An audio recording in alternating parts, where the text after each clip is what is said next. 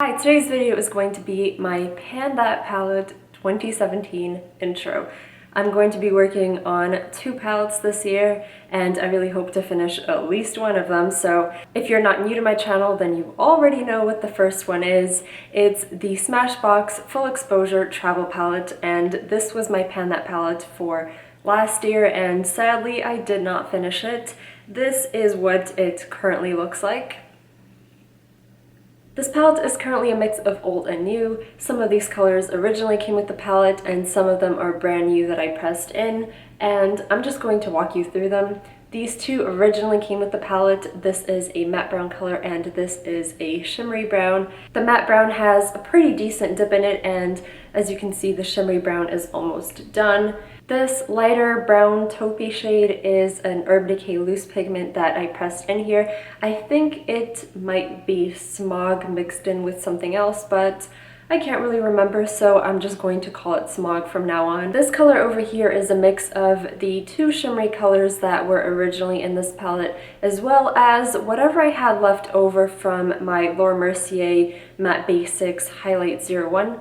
That highlighter is something I really wanted to finish in 2016 and I could not do it, so I decided to just press in the remainder into this palette, and hopefully seeing it pretty much every day will really help me finish it up. This palette came with a shimmery gray color that I believe I had hit pan on, and then I decided to go ahead and mix another very similar shimmery gray on top of it, and I believe this one was a Shido eyeshadow, but again, I'm not very sure. If I do manage to find it online, I'll link it down below. And then finally, this color over here is Urban Decay Black Dog. I only pressed in the tiniest amount into this palette a few months ago, and I still haven't even hit pan on it. So those are all the colors in this palette, and I'm really hoping that this year I will finally finish it and be able to get rid of it. In parallel with that one, I'm also going to be working on a much more colorful palette, and in my Pan That palette finale, I asked you which one you guys preferred for me to do, and there was pretty much a consensus that you guys wanted me to work on the Urban Decay Show Pony palette. This is the oldest eyeshadow, or one of the oldest eyeshadow palettes I own, and the first high-end palette that I ever bought for myself, so there is a very special place in my heart for this palette, but I think it's like I got it in 2010 or 2011, so it's getting pretty old. When I first got this palette, I used it a ton, and despite owning it for years and years and years, these shadows don't actually look that used. I feel like I haven't really made a dent in anything, even though back in the day, I remember using like Snatch and Toasted and even like the blue color all the time. So I'm very excited to finally give this palette a go and kind of return to it after all of these years of buying new products and kind of not really paying attention to the older things in my collection.